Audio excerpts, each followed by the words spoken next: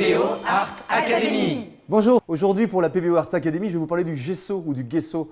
On connaît tous ce produit, cet enduit qu'on pose sur l'étoile, qui est posé sur l'étoile, qu'on achète d'ailleurs, qui a un rendu blanc et puis qui permet de bien préparer le support avant de peindre à l'acrylique ou à l'huile. Alors dans la gamme artiste, on a un gesso très couvrant, monocouche, qui est très concentré en blanc de titane et qui permet en une seule couche d'obtenir le résultat qu'on obtient en plusieurs couches avec un gesso classique. On peut aussi utiliser dans la gamme artiste le gesso transparent. Même propriété, sauf qu'il est transparent et on va s'en servir pour des supports dont on veut garder le résultat, la texture ou le rendu initial.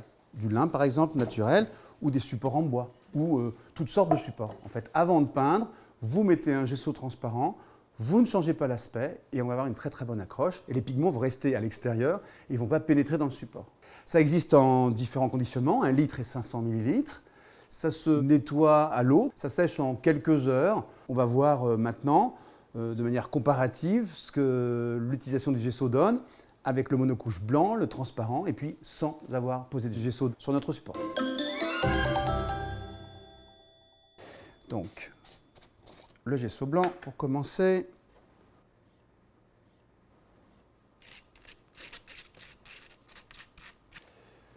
Le gesso s'applique au spalter, au pinceau large, et vous allez remplir votre surface.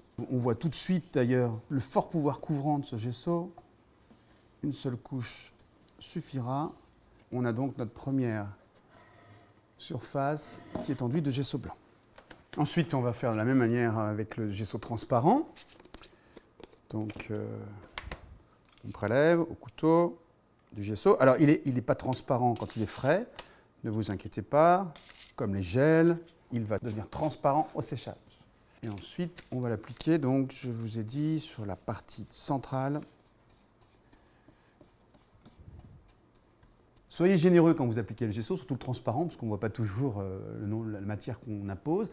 Et après, il y a une action mécanique, la peinture va venir s'accrocher dans le gesso sec. Donc, il faut qu'il y ait de la texture partout. D'accord ? Et maintenant, on va laisser sécher, je vous l'ai dit, quelques heures, pour être vraiment certain, du soir jusqu'au matin. On laisse la troisième zone vierge et on va pouvoir faire notre test. Une fois le gesso sec, on voit bien déjà la différence à l'œil et au contact entre la surface nue, la surface avec du gesso, toute prête à être peinte, et puis bien sûr le gesso blanc. Alors maintenant, on va appliquer une grande traînée de peinture sur l'ensemble.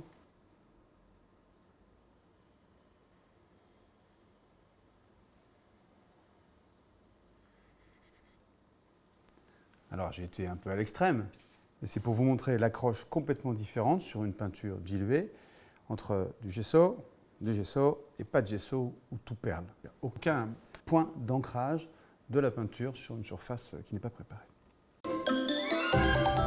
Voilà, c'est la fin de la présentation de ces gessos artistes, opaques, très couvrants, blancs et puis transparents en fonction des usages.